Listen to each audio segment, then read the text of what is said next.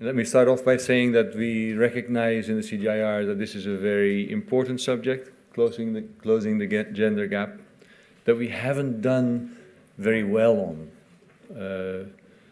In a way, I think the subject has been on the agenda for decades now, and as recent as a few years ago, our investors are saying, so what is the evidence that you're really prioritizing this? What are you in the CG, in your research programs, really doing to make sure that you listen to the priorities of women-headed household, female farmers, and that you take into account what it is that women need when they farm?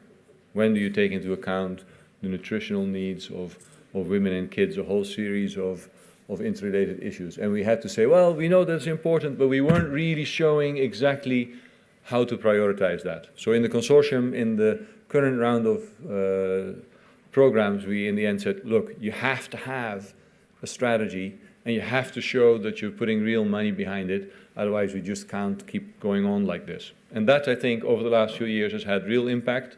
We've now seen lots of programs hire people to focus on this subject, so there is a growing cadre of specialists who deal with this.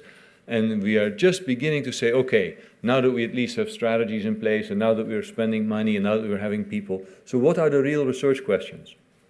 And we are gearing up to having the second round of our CRPs, of our CGIAR research programs.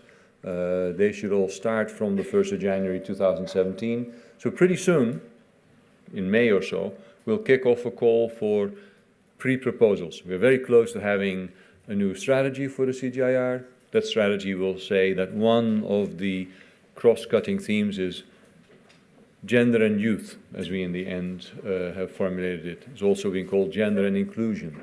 But gender is a very key issue that cuts right across the portfolio, and youth, in terms of youth unemployment in agriculture, has also begun to be prioritized as a similar issue of specific groups that we need to pay attention to. And in fact, when I hear Jackie Ashby, who will speak about gender, she often says, well, it's really about inclusiveness. So other groups, marginalized groups, are really included in our conceptualization of gender. So gender and youth might not be a big surprise. So yes, we're hoping that events like these, organized by CCAFs and partners, will help prepare the next round of proposals, make sure that the right kind of research questions are in there.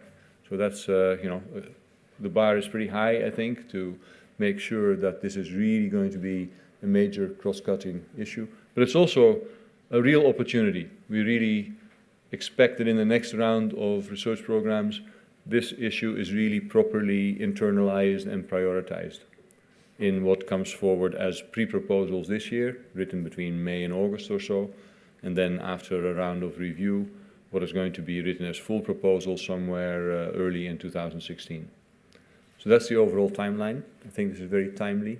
It's important. I encourage you to come up with great stuff that Bruce and colleagues can take forward in those proposals.